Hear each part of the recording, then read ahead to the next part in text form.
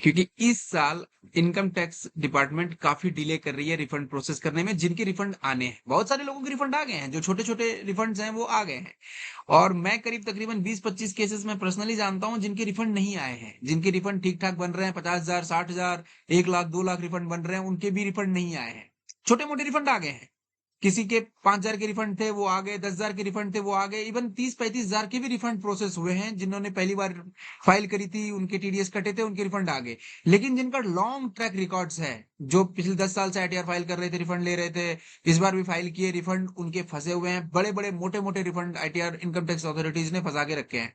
अब उनकी छटपटाहट ये जानने में है कि भाई ये रिफंड आएगी कब, कब ये मिलेगा। तो देखें, इस वाले वीडियोस में सारे डाउट्स क्लियर हो जाएंगे। पहले तो डेटा समझ लें। 18 सितंबर का ये डेटा है।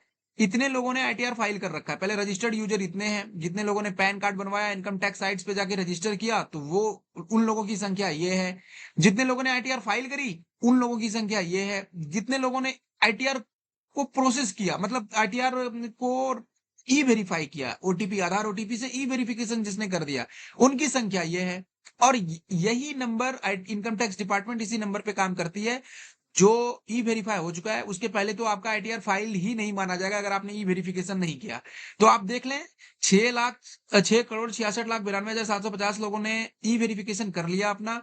इतने लोगों का प्रोसेस हो गया, मतलब अभी भी 2,14,91,781 लोगों का अभी रिफंड प्रोसेस में है, मतलब आईटीआर प्रोसेस में है। अंडर प्रोसेसिंग करके स्टेटस दिखा रहा है, या बिल्कुल फाइल्ड स्टेटस पे ही है, वो अंडर प्रोसेस में भी नहीं गया है। तो इस तरह के अलग अलग केसेस में अलग अलग चीजें देखने को मिल रही हैं। अब एक ग्रीवेंसेस फाइल की गई थी मेरे द्वारा, कि 2 महीने से पहले आईटीआर फाइल की गई थी, अभी तक उसके रिफंड नहीं आए हुए हैं। तो इनकम टैक्स डिपार्टमेंट ने ये रिप्लाई किया है। देखिए, बेसिकली ये इनका रिप्लाई आया हुआ है कि 2025-26 का जो आईटीआर है वो प्रोसेस में है। और ये कई सारे ऑटोमेटेड वैलिडेशन, रिस्क एनालिसिस को इन्वॉल्व करते हैं, और ये सिस्टम ड्रिवन है, ऑटोमेटिक एआई ड्रिवन है। बेसिकली यही है। सेक्शन 143(1) के अनुसार 9 महीने तक आपका रिफंड प्रोसेस होएगा। इसके पहले इनकम टैक्स डिपार्टमेंट इस पे कुछ ज्यादा दिमाग नहीं लगाएगी। और आपका जो ये ग्रीवेंसेस है, इसको ग्रीवेंसेस भी नहीं माना जाएगा। देखिए, यहाँ लिखा हुआ है, as per the act may not be classified as grievances. मतलब आपने जो कंप्लेन करी है, वो आपका कंप्लेन वैलिड है ही नहीं। आप मेरे से कांटेक्ट तब करना जब आपका 9 महीना पूरा हो जाएगा। और 9 महीने की काउंटिंग कहां से होगी भाई? तो 1 अप्रैल 2025 से, क्योंकि 31 मार्च 2025 को फाइनेंशियल ईयर एंड हुआ था। 1 अप्रैल 2025 से फाइनेंशियल ईयर शुरू हुई।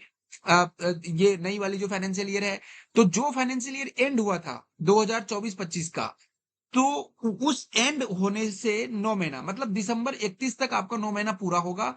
उसके बाद आप मेरे से कांटेक्ट करना, अगर आपका काम नहीं होता है, तो प्रोसेस नहीं होता है, रिफंड नहीं होता है। फर्दर 143(1) का देखें, यहाँ पे क्लेरिफिकेशन है कि विद इन 9 मंथ्स लिखा हुआ है ना, यहाँ पे देखें विद इन 9 मंथ्स। इसमें एक क्लेरिफिकेशन और है कि from the end of financial year, अगर किसी बंदे ने जुलाई में रिटर्न फाइल किया या अगस्त में रिटर्न फाइल किया, उसका भी दिसंबर तक प्रोसेस होएगा। ऐसा नहीं है कि किसी ने अगर जाके अक्टूबर में फाइल किया तो अक्टूबर से 9 महीना काउंट होगा। मतलब इनकम टैक्स अथॉरिटीज दिसंबर तक सारा आईटीआर प्रोसेस कर देगी इस एक्ट के अनुसार। अगर ऐसा नहीं होता है, तो माना जाएगा कि आपका कोई रिफंड का क्लेम नहीं है, कोई एडजस्टमेंट नहीं है इस एक्ट के अनुसार। उसके बाद आप रजिस्टर्ड ईमेल आईडी से कांटेक्ट कर सकते हैं, ग्रीवेंसेस पुट फॉरवर्ड कर सकते हैं, तो उसके बाद फिर उसको देखी जाएगी। तो बेसिकली यही थी। जिनके आईटीआर के रिफंड नहीं आए हुए हैं, वो अपने कान में तेल देकर सोए रहे, दिसंबर के बाद कांटेक्ट करें। बस इस पूरे इस वीडियो में यही मेन मैसेज देना था। और यही इनकम टैक्स अथॉरिटीज का ही भी लबो लबाव है। एक्ट के अनुसार उन्होंने दिसंबर तक का कहानी बता करके पल्ला झाड़ लिया। तो सोए रहें, वेट करें।